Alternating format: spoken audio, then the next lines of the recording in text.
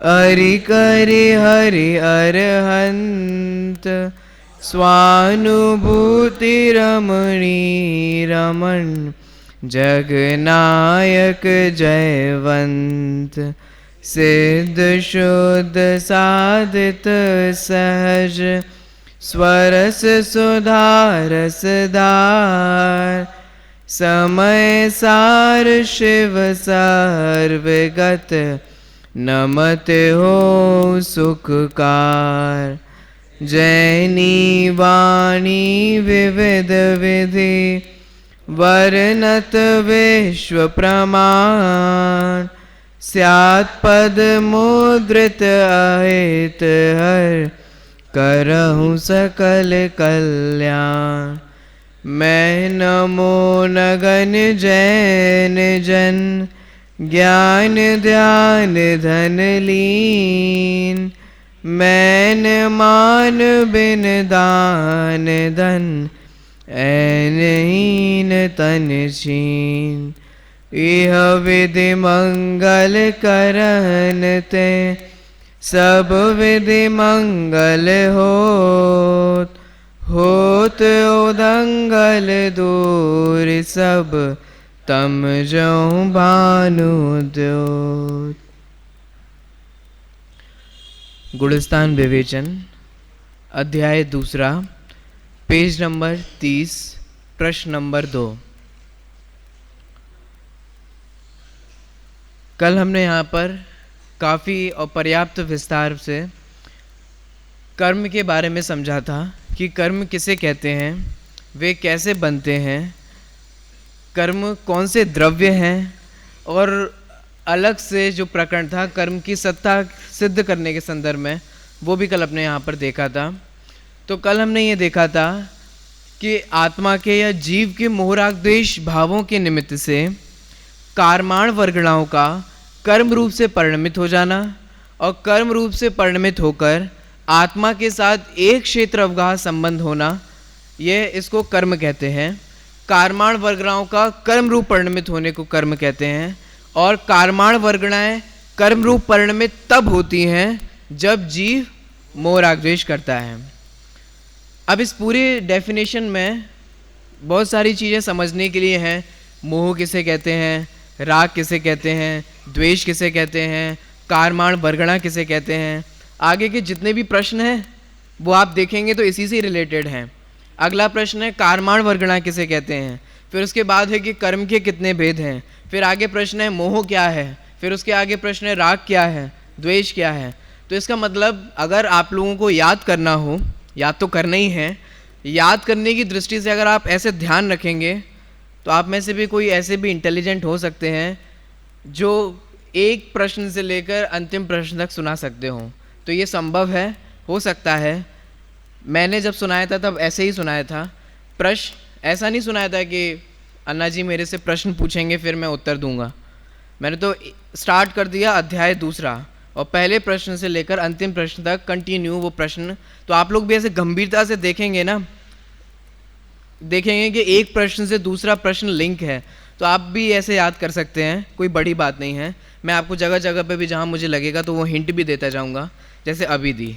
चलिए, तो अब हमने जो कल की जो परिभाषा पढ़ी थी उसमें एक नए शब्द जो हमें मिले, उसमें से एक शब्द था कारमाण वर्गणा। हालांकि आप लोग तो पढ़ के आ चुके हो कि कारमाण वर्गणा क्या है, लेकिन ये तो सभी के लिए लिखी गई है, तो इसीलिए एक बार फिर से यहाँ पर कारमाण वर्गणा का स्वरूप बतलाया जा रहा है। मैं यहाँ से प्रश्न बोलूँगा और आप सभी लोग मिलकर उत्तर बोलना। प्रश्न नंबर 2, कारमाण वर्गणा किसे कहते हैं?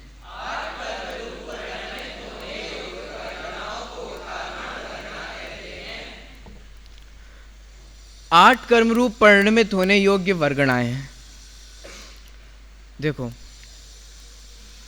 कल हमने जैसे देखा था वस्तुतः अनंत वर्गणाएं हैं और उन अनंत वर्गणाओं को हमारी जनवाणी में 23 वर्गणाओं में विभक्त किया है। अब उन 23 वर्गणाओं में से हालांकि सब हैं तो एक ही पुद्गल द्रव्य, पुद्गल स्कंद जिसे अपन कह सकते हैं। आखिर कारमाण वर्गणा भी पुद्गल स्कंद है, आहार वर्गणा भी पुद्गल स्कंद है, भाषा वर्गणा भी पुद्गल स्कंद है, तो ये सारे ही पुद्गल स्कंद है ना। अब ध्यान से सुनना, सभी पुद्गल स्कंद होने के बावजूद भी ये जो पुद्गल स्कंद है, इस पुद्गल स्कंद में वो सामर्थ्य नहीं है जो कर्म रूप परिणमित हो। आपको समझ में आया? देखो ये टेबल जो है ये भी तो पुद्गल का समूह ही है, परमाणुओं का समूह से तो स्कंद बना है। ये जो माइक है ये भी तो पुद्गल परमाणुओं के समूह से ही बने हैं, और भी बहुत सारी चीजें हैं। ये शरीर भी, भाषा भी, मन भी, ये सब भी तो पुद्गल का ही रचना है ना। ये सब है पुद्गल को खेल, ये सारा सब पुद्गल की रचना है। अब ध्यान से सुनना क्या कह रहा हूं। जो पुद्गल स्कंद इस रूप परिणमित होता है, शरीर रूप परिणमित होता है, उस पुद्गल स्कंद में सामर्थ्य नहीं है कि वो कर्म रूप परिणमित हो। क्यों? क्योंकि सबकी अपनी अलग अलग सामर्थ्य है, सबकी अपनी अलग अलग योग्यता है। कर्म रूप परिणमित होने योग्य वर्गणा सिर्फ एक, और वो क्या है? कारमान वर्गणा। ध्यान देना, इसके अंतरंग में एक और बात बोलता हूं, सभी लोग ध्यान देना है। क्या कह रहा हूं मैं? 23 प्रकार की वर्गणाएं होती हैं। वे 23 प्रकार की वर्गणाएं आपस में बदलती रहती भी हैं। आपस में बदलती रहती हैं का मतलब क्या? अभी जो आहार वर्गणा है वो कालांतर के बाद भाषा वर्गणा रूप परिणमित हो सकती है। अभी की जो भाषा वर्गणा है वो कालांतर में कारमान वर्गणा रूप परिणमित हो सकती है। तो इस रूप में तो ऐसा परिणमित होता रहता है, लेकिन कर्म रूप तो वही परिणमित करेगी जो अभी कारमान वर्गण है। इसका मतलब क्या कहना चाह रहा हूं, ये वर्गणाएं तो आपस में बदलती रहती हैं, क्योंकि है तो एक ही मटेरियल। वो मटेरियल क्या है? पुद्गल स्कंद। देखो पुद्गल का स्वभाव क्या है? मिलना और बिछुड़ना। मिलना बिछुड़ना पुद्गल का स्वभाव है। स्कंद कैसे बनते हैं? ऐसे ही तो स्कंद बनते हैं। तो परमाणुओं का समूह रूप, दो या दो से अधिक परमाणुओं के बंध को स्कंद कहते हैं। तो ऐसे ही जब परमाणुओं मिलते हैं तो ये परमाणु मिलते भी हैं, बिछुड़ते भी हैं। अभी जो कारमान वर्गणा है वो कालांतर में भाषा वर्गणा रूप हो जाती है, आहार वर्गणा रूप हो जाती है, हो सकती है, ऐसी सामर्थ्य उसमें होती है। अब ध्यान से सुनना, ये सामर्थ्य तो होती है, लेकिन फिर भी भाषा वर्गणा कर्म रूप परिणमित नहीं करती, आहार वर्गणा कर्म रूप परिणमित नहीं करती, मनोवर्गणा कर्म रूप परिणमित नहीं करती। कर्म रूप परिणमित कौन सी वर्गणा करती है? कारमान वर्गणा। अगर कारमान वर्गणा ही कर्म रूप परिणमित नहीं करेगी तो कौन सी वर्गणा करेगी? और अगर कारमान कर्म रूप परिणमित कोई दूसरी वर्गणा करेगी तो कारमान वर्गणा का क्या रोल? इसीलिए जो कर्म रूप से परिणमित होती है, इसका मतलब ध्यान रहे, परमाणु तो इंद्रिय गम्य नहीं है, ये तो ठीक। स्कंद भी ऐसे हैं जो हमें दिखाई नहीं देते, जैसे कर्म, वर्गणाएं, आहार आदि वर्गणाएं, भाषा आदि वर्गणा, ये भी स्कंद हैं, वर्गणाएं हैं ना। आगे आप लोग पढ़ लेंगे कि वर्गणाएं कैसे बनती है, इसीलिए वो आगे अपन पढ़ने वाले हैं। तो आप लोग पेशेंस रखेंगे तो आगे अपन पढ़ेंगे वर्गणा क्या कहते हैं, वो कैसे बनती हैं, ये आगे सब कुछ आने वाला है। कुल मिला के ये स्कंद होते हैं। अब मैं यहाँ क्या कहा, इस संपूर्ण लोकाकाश में पुद्गल भरा पड़ा है, और उन पुद्गलों में से तरह तरह की वर्गणाएं हैं, जिसको 23 वर्गणाओं में विभक्त किया। उन वर्गणाओं में से कारमान वर्गणा है जो कर्म रूप से परिणमित होती है। तो बहुत इजी है। अभी तक जो मैंने कहा तो आप लोग उसको भुला भी दीजिए तो भी चलेगा, अभी तक जो भी कहा। क्यों? क्योंकि कितनी सी बात है, जो वर्गणा कर्म रूप से परिणमित करती है उसे क्या कहते हैं? कारमान वर्गणा कहते हैं। बस देखिए, ध्यान देते हैं अपन इसका। 8 कर्म रूप परिणमित होने योग्य वर्गणाओं को कारमान वर्गणा कहते हैं। देखो ध्यान देना यहां पर, परिणमित होने योग्य, परिणमित होने योग्य कारमान वर्गणा कर्म रूप से परिणमित हो जाती है। तो जो वर्गणा कर्म रूप से परिणमित हो जाती है वो तो कारमान वर्गणा है, ठीक है, इसमें तो कोई प्रश्न नहीं है। लेकिन अभी भी संपूर्ण लोकाकाश में ऐसी कई सारी वर्गणाएं हैं ना जो कर्म रूप से परिणमित नहीं हुई, वो कारमान वर्गणा है कि नहीं? लेकिन वो कर्म रूप से परिणमित तो हुई नहीं। कुछ समझ में आ रहा है मैं क्या कह रहा हूं? देखो फिर से इजीली इसको समझते हैं। मैं यहां ये कहना चाह रहा हूं, कारमान वर्गणा कर्म रूप से परिणमित करती है, लेकिन अभी संपूर्ण लोकाकाश में ऐसी अनंत वर्गणाएं, ऐसी अनंत कारमाण वर्गणाएं हैं ना, जो कर्म रूप परिणमित नहीं हुई। तो वे कारमाण वर्गणाएं हैं कि नहीं हैं? अगर वे हैं तो हुई तो है नहीं। जैसे आप लोग को ध्यान हो, ये जो अन्य मतलब जो अध्यात्म को नहीं समझते ना, आत्मा में केवल ज्ञान है, तो केवल ज्ञान तो हुआ ही नहीं। आत्मा सिद्ध समान है, सिद्ध जैसा है, सिद्ध दशा तो हुई नहीं। हम नहीं मानेंगे, होके बताओ तो जाने।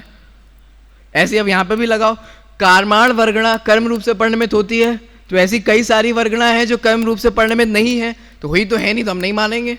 इसीलिए देखो यहां एक शब्द दिया है, होने योग्य। जो कारमाण वर्गणाएं कर्म रूप से परिणमित हो गई, तो वे तो कारमाण वर्गणाएं हैं ही, और जो अभी लोकाकाश में कारमाण वर्गणा रूप से है, वे भी कर्म रूप से परिणमित होने योग्य है। जैसे जो आत्मा परमात्मा बन गए, वे तो स्वभाव से परमात्मा थे भी और बन भी गए, लेकिन अभी भी जो आत्मा परमात्मा नहीं बने हैं, वे भी स्वभाव से तो परमात्मा ही हैं। ये कुछ सिद्धांत समझ में आया? उदाहरण और सिद्धांत। मैंने सिद्धांत को यहां पे उदाहरण बनाया। कुछ समझे क्या कह दिया? आत्मा में शक्ति है कि वो परमात्मा बने, ये एक सिद्धांत है, अपने जैन धर्म का सिद्धांत है। इस सिद्धांत को मैंने अभी यहां प्रस्तुत में दृष्टांत बनाया।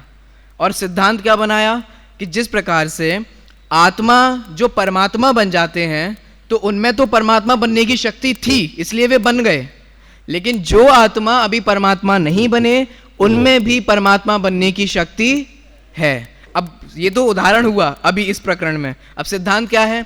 जो कारमाण वर्गणाएं कर्म रूप से परिणमित हो जाती हैं, तो वे तो कारमाण वर्गणाएं हैं ही, और उनमें कर्म रूप परिणमित होने की शक्ति है, तभी तो परिणमित हो गई।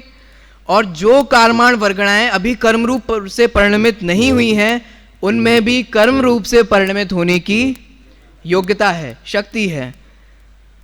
तो देखो, कर्म रूप से परिणमित होने योग्य वर्गणाओं को कारमाण वर्गणा कहते हैं। तो बहुत सिंपल सी परिभाषा है, याद हुई आपको? याद हुई वैभव? देखो बहुत सिंपल है। अगर अभी तुम सुना दो, जब तक तुम नहीं सुनाओगे तब तक क्लास आगे नहीं बढ़ेगी। मैं तुमसे पूछूंगा, अब सुनो, मैं तुम्हें समझा रहा हूं, मत देखो, ऐसे याद करा दूंगा। कारमाण वर्गणा मतलब क्या? जो वर्गणा, वर्गणा का मतलब पुद्गल का समूह, स्कंद बोलते हैं जिसे। जो कारमाण वर्गणा कर्म रूप से परिणमित हो जाती है, उसे कारमाण वर्गणा कहते हैं। जो वर्गणा कर्म रूप से परिणमित हो जाए, उसे कहेंगे कारमाण वर्गणा। याद हुआ? सुनाओ। जो वर्गणा किस रूप से परिणमित हो?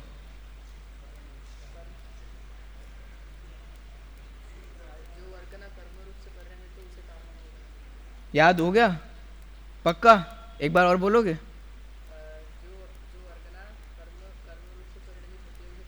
चलो, अब मैं समझता हूं कि आप सभी लोगों को भी याद हो गया होगा, क्योंकि वो नए हैं ना, फर्स्ट ईयर से एडमिशन लिया है, इसलिए वो शब्द थोड़े टिपिकल पढ़ते हैं। और आप लोग लघुजन सिद्धांत प्रवेशिका में वो पढ़कर आए हो, तो आप लोगों के लिए वो ईजी पड़ता है। चलिए आगे बढ़ते हैं अपन। साहब, आपने ये कर्म तो बता दिया कि किसे कहते हैं, लेकिन ये कर्म होते कितने हैं? कितने होते हैं कर्म? वैसे तो बहुत सारे होते हैं। ये बहुत सारे तो जैन धर्म की संख्या ही नहीं है। देखो, जैन धर्म में जिनवाणी का ये शब्द नहीं है, ये बहुत सारे होते हैं। हमारी जिनवाणी में तो संख्यात होते हैं, असंख्यात होते हैं, या अनंत होते हैं, ये शब्द प्रयोग किए जाएंगे। 8 होते हैं, 2 होते हैं, 4 होते हैं, बहुत सारे होते हैं। ये हमारी मतलब देखो, अब ध्यान से सुनो, हम लोग जैन धर्म की टर्मिनोलॉजी पढ़ रहे हैं ना, बहुत सारे जैन धर्म की टर्मिनोलॉजी ही नहीं है, ये टर्म ही नहीं है, जैन धर्म का शब्द नहीं है बहुत सारे। जीव कितने हैं साहब? बहुत सारे होते हैं। नहीं, ये अनंतानंत होते हैं। पुद्गल कितने हैं? जीव से भी बहुत सारे। तो ठीक है, ये अपनी टर्मिनोलॉजी नहीं है। तो देखो, कर्म के मूल भेद कितने हैं? तो आप लोग अब अगले साल जब गौमट सार कर्मकांड पढ़ेंगे, तो उसकी मूल गाथाओं में आता है कि कर्म 2 प्रकार के हैं, द्रव्य कर्म और भाव कर्म, घातीय कर्म और अघातीय कर्म। कर्म 8 प्रकार के हैं, कर्म 148 प्रकार के हैं, कर्म 168 प्रकार के हैं, और तो और कर्म असंख्यात लोक प्रमाण हैं। लोक प्रमाण असंख्यात नहीं, असंख्यात लोक प्रमाण, दोनों में अंतर है। ये समझना, आप लोग समझते भी होंगे बहुत सारे लोग। अब इसको ना अपन बना के ड्रॉ करके दिखाएंगे। अभी इतना समझ लीजिए कि दोनों में अंतर है, फिर कभी ऐसी बात आएगी तो फिर अभी आपको मैं ड्रॉ करके बताऊंगा, अभी रहने दीजिए। देखो, कर्म के तो इस प्रकार से भेद होते हैं, लेकिन उन असंख्यात लोक प्रमाण कर्मों के भेदों को 8 कैटेगरीज में डिवाइड किया, और फिर 8 के भी फिर उत्तर भेद किए। सभी को 8 कर्मों के नाम याद हैं।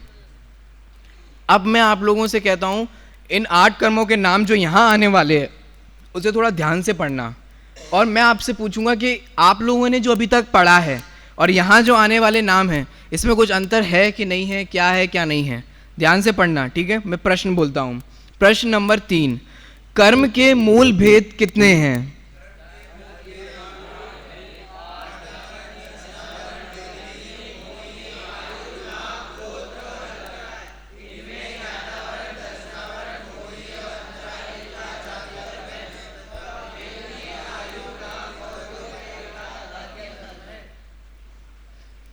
क्या हुआ, हो गया क्या? अच्छा, देखो कुछ मिला आप लोगों को? किसी को कुछ मिला? मैं क्या कहना चाह रहा था, कुछ अंतर लगा जो अभी तक आप पढ़ के आए हो? किसी को कुछ अंतर लगा? क्यों, विनम्र लगा कुछ अंतर? क्या अंतर लगा बताओ?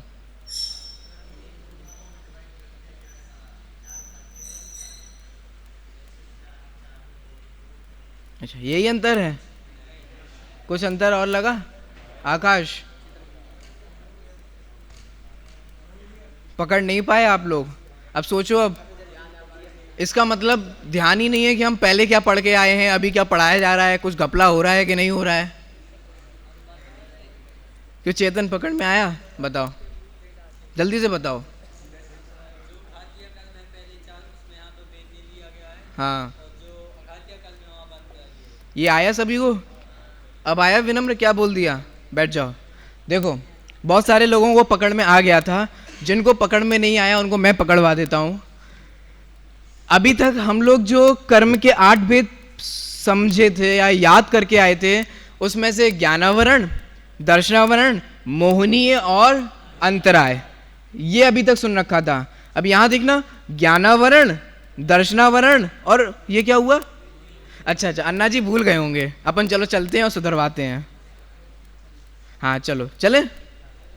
फिर अन्ना जी कहेंगे कि गौमटसार कर्मकांड में भी नेमी चंद्र आचार्य ने लिखे, तो चलो अपन नेमी चंद्र आचार्य के पास चलते हैं टाइम मशीन में, और उनसे कहते हैं कि सुधार लो, गलती हो गई, आपको 8 नाम नहीं आते, देखो हमें याद आते हैं। क्यों, गलती हो गई ना नेमी चंद्र आचार्य से?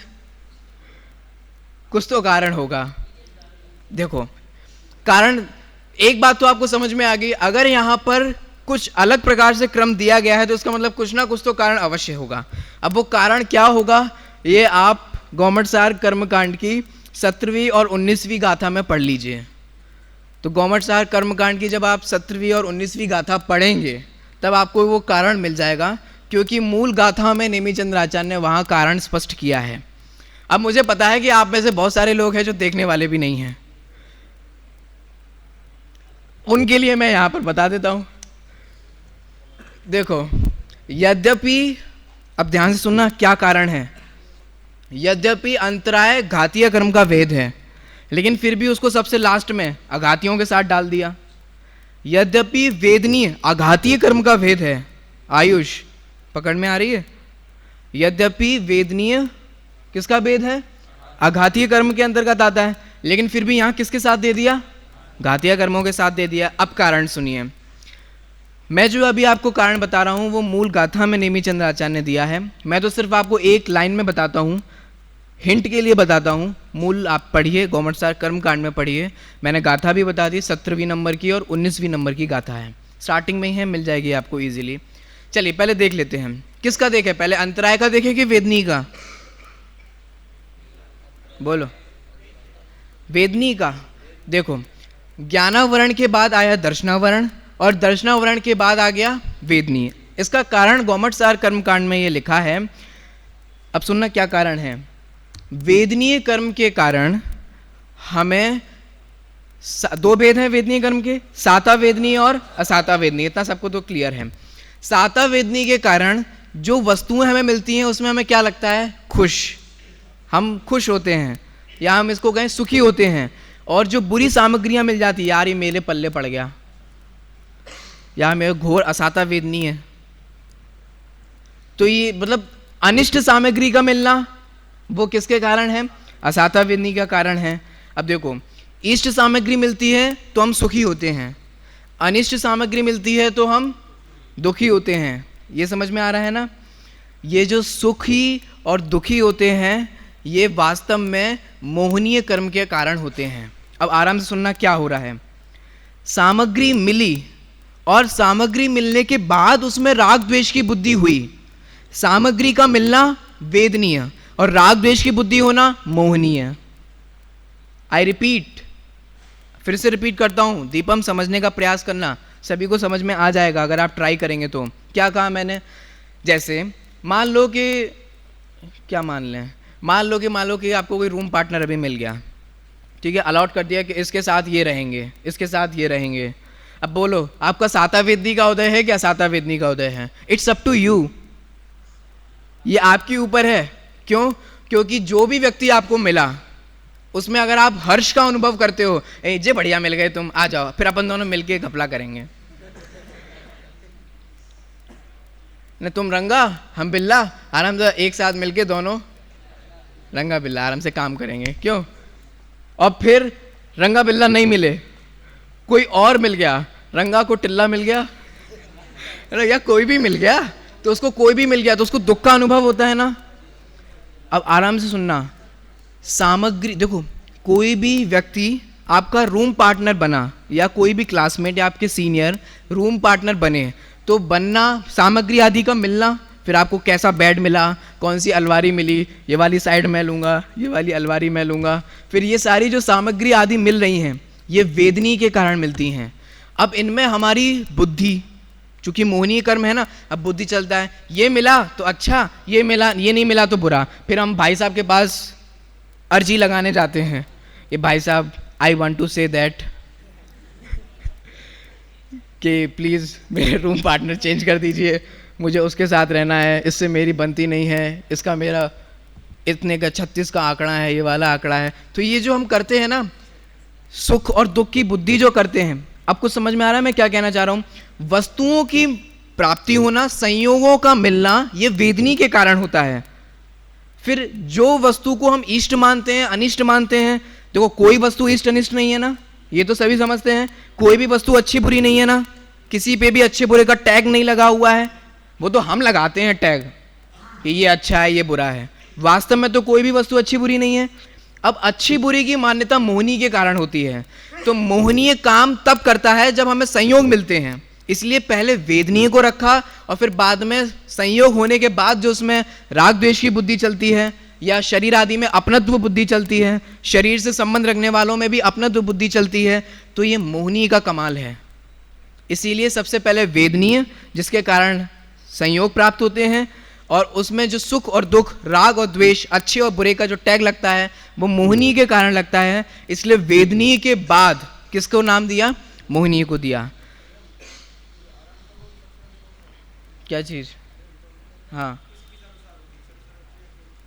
देखो, प्रश्न अच्छा प्रश्न है ये। वैसे सिर्फ अरहंतों को नहीं, आप अपने में भी लगाओ, हम लोगों को भी इस प्रकार से होते हैं, ऐसा है क्या?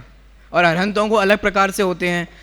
क्यों? हम लोगों में क्रम 8 कर्म कैसे होते हैं तो मैं बताता हूँ। ऐसे होते होंगे ना, ज्ञानावर्णी इतना इतना, फिर दर्शनावर्णी इतना इतना, दर्शन ज्ञान, फिर मोहनीय का चारित्र मोहनीय, हाथ पैरों में कुछ आचरण का नाम चारित्र लगता है ना, तो चारित्र मोहनीय ऐसे हाथ पैरों में होता होगा, ऐसा नहीं है। ज्ञानावर्णी, दर्शनावर्णी, मोहनी, अंतराय, ये जब बनते हैं ना तो सारे के सारे एक साथ बनते हैं, और जब नष्ट होते हैं ना तो सबसे पहले घातियां नष्ट होते हैं, और वेदनीय जो है वो अघातिया में आता है, घातिया में नहीं, इसीलिए वो बाद में नष्ट होता है। और अंतराय घातिया में आता है, इसलिए पहले नष्ट होता है। बंधते तो सारे एक साथ हैं, ऐसा नहीं कि अब ज्ञानावर्णी बंध गया फिर दर्शनावर्णी बंधा, नहीं। एक समय के मोराग्देश परिणामों से 8 ही कर्म बनते हैं, लेकिन जब नष्ट होते हैं तो सबसे पहले घातिया नष्ट होता है, फिर उसके बाद अघातिया नष्ट होता है।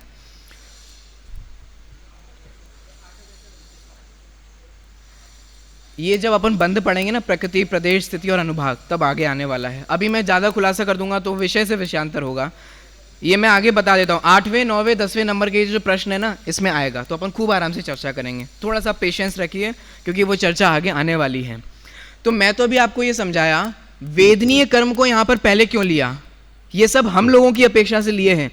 अरहंत परमिष्टि का ऐसा भेद नहीं है, यद्यपि उनका वेदनीय का उदय है लेकिन मोहनीय का उदय नहीं है। इसके लिए गौमट सार में ही उदाहरण दिया है कि यद्यपि वेदनीय तो है लेकिन मोहनी नहीं है। तो वेदनीय कुछ काम नहीं करती। क्यों काम नहीं करती? क्योंकि जिस प्रकार से अगर राजा मर जाए तो सेना क्या करती है? सेना कोई काम नहीं करती। सेना तो हमेशा राजा के नेतृत्व में चलती है, और राजा ही मर जाए तो जो इस राजा की सेना है वो उस राजा में हो जाती है। ऐसे ही जो वेदनीय आदि अघातीय कर्म है ना, ये तो सेना है। इनका जो राजा है वो तो मोहनीय है। जब राजा कहीं नाश हो गया तो फिर सेना भी थोड़ी कुछ ही कालांतर में, कुछ काल पश्चात अघातीय कर्मों का भी नाश होने पर तो अपने आप ही ये सेना अपने आप तुरंत साइड में हो जाती है। तो देखो, मैंने अभी आपको कारण बताया कि वेदनीय को पहले क्यों कहा। अब साहब एक बात बताओ, आपने अंतराय के साथ पक्षपात क्यों किया?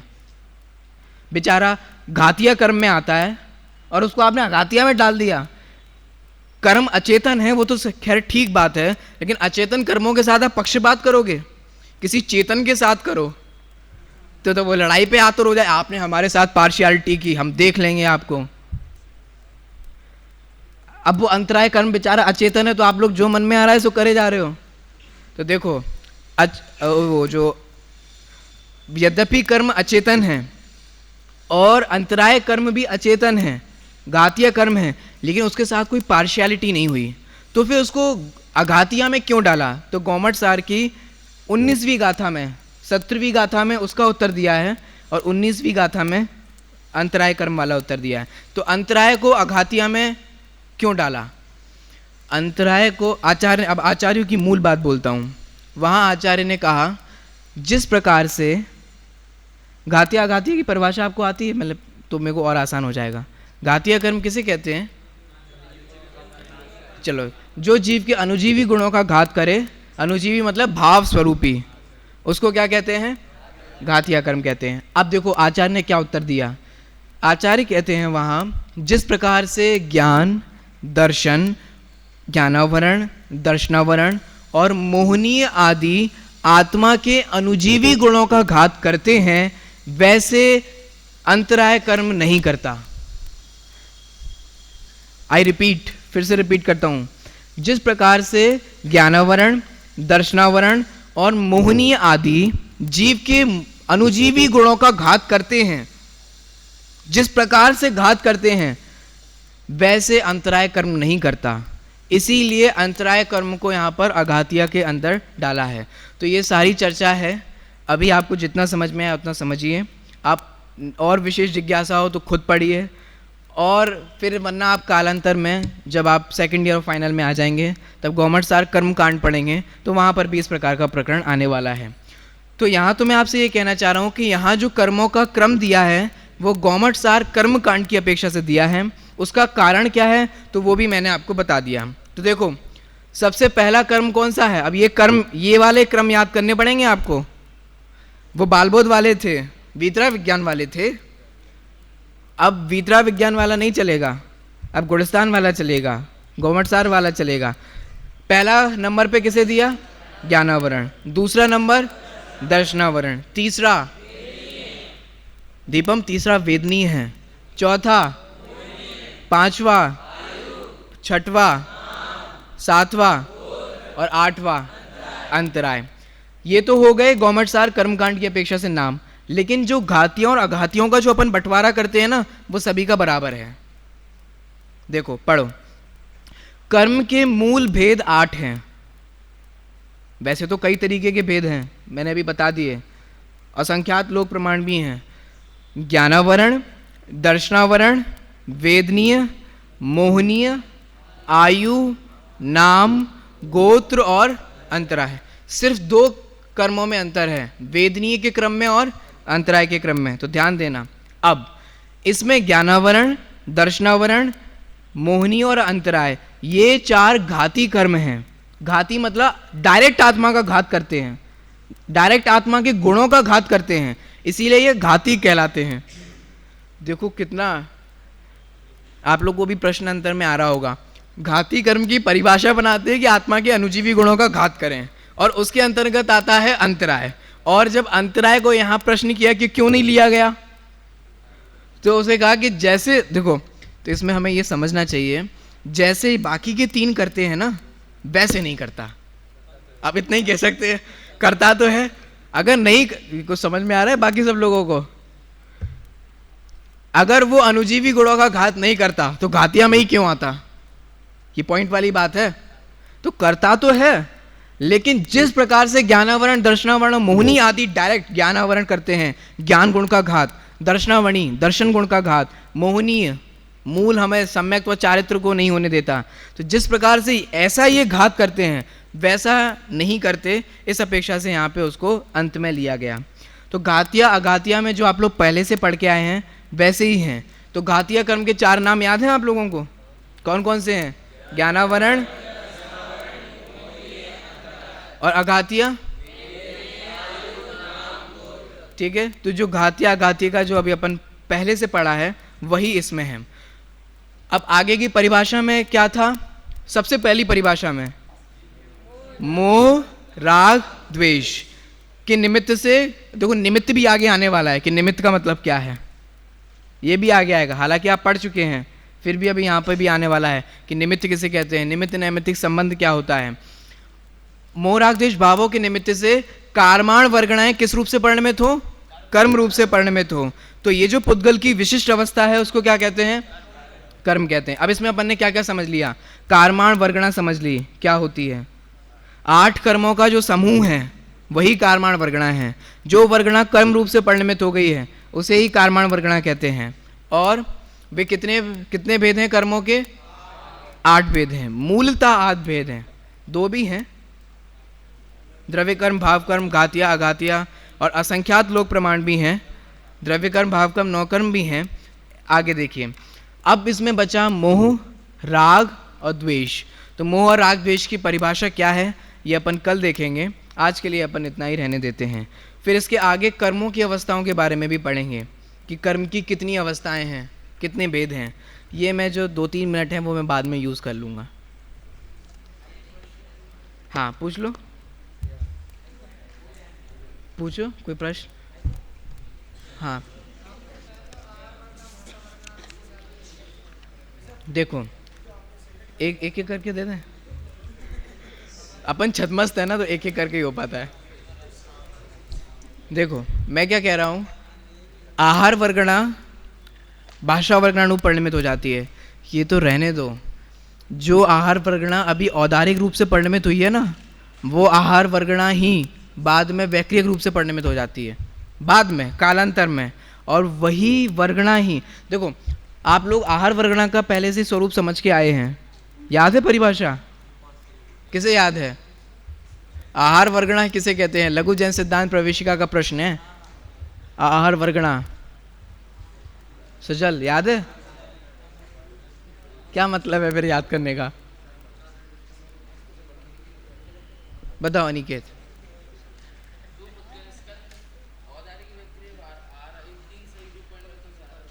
आप आ गए? तो देखो, जो पुद्गल स्कंद औदारिक, वैक्रियक और आहारक इन 3 रूप से परिणमित हो, जो पुद्गल स्कंद अभी औदारिक रूप से परिणमित हुआ है ना, वो कालांतर में वैक्रियक रूप से परिणमित हो सकता है। जो पुद्गल स्कंद, जो आहार वर्गणा अभी वैक्रियक रूप से परिणमित है, वो कालांतर में आहारक रूप से परिणमित हो सकती है। तो ये कैसे हो जाती है, क्यों हो जाती है? क्योंकि ये पुद्गल का स्वभाव है। पुद्गल के स्वभाव के कारण, पुद्गल का स्वभाव है मिलना और बिछुड़ना। तो समान समान जब पुद्गल मिलते जाते हैं तो उस वर्गणा रूप परिणमित हो जाती हैं। जब उस प्रकार के पुद्गल परमाणु हटते चले जाते हैं और दूसरे प्रकार के पुद्गल परमाणु मिलते चले जाते हैं तो उस प्रकार की वर्गणा हो जाती है। जैसे इसको अपन ऐसे समझिए, कोई एक कारमान वर्गणा का स्कंध है और ये आहार वर्गणा का स्कंध है। ये समझ में आया? दोनों एक्चुअल में देखा जाए तो एक ही द्रव्य है। कौन से द्रव्य हैं? पुद्गल द्रव्य हैं। तो जो, आराम से सुनना क्या कह रहे हैं, तो जो वर्गणा अभी इस रूप में है, कारमान वर्गणा और आहार वर्गणा रूप है, जब इसके स्कंद बिछुड़ के आहार वर्गणा के स्कंद मिलते चले जाते हैं, जब वे समान स्कंद मिलते चले जाते हैं, पुराने परमाणु छूटते चले जाते हैं, मिलना बिछुड़ना, तो ये इस तरीके से वर्गणाओं में भी परिवर्तन होता रहता है। देखो आप लोग, हाँ, दोनों। हाँ, आप पूछ रहे थे।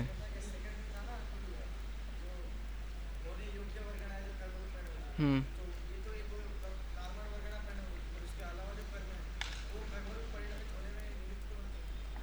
समझा नहीं मैं।